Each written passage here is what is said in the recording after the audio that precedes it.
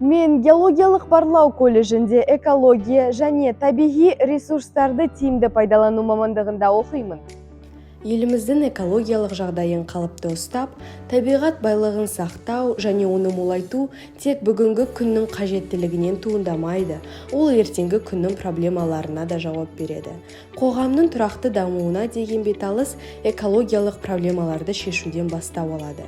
Бүгінде экология ең бір өзекті мәселелердің қатарына шығып отыр. Сондықтан мен біздің колледжіміздегі экологиялық эколаб үйірмесіне қатты көңіл бөлемін. Мен эколаб үйірмесінің төрайымы болып келемін және әр студентпен жеке жұмыс жасауға тырысамын. Менің үйірмемнің мақсаты химия экология саласындағы зерттеу жұмыстарын практика жүзінде жүргізу және қазіргі жастарды экологияға деген қызығушылықтарын арттыру болып табылады. Сонымен қатар әртүрлі акцияларға қатысып макулатура жинаумен айналысамыз. Екінші курстан бастап мен өзімнің мамандығым бойынша химия пәнін жақсы көремін. Химия, экологияға қызығушылығымды танытып, Орскилс Абай аймақтың чемпионатына дайындықты бастадым.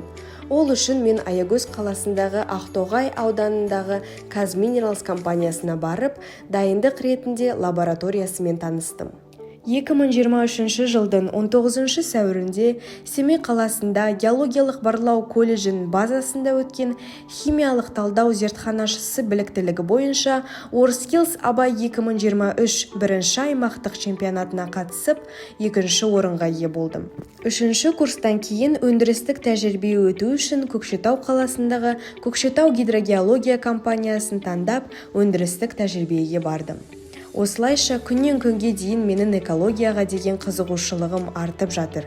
Болашақта Қазақстанның экологиясына көп көңіл бөліп, үлесімді қосамын және Қазақстандағы экологияны дамытамын.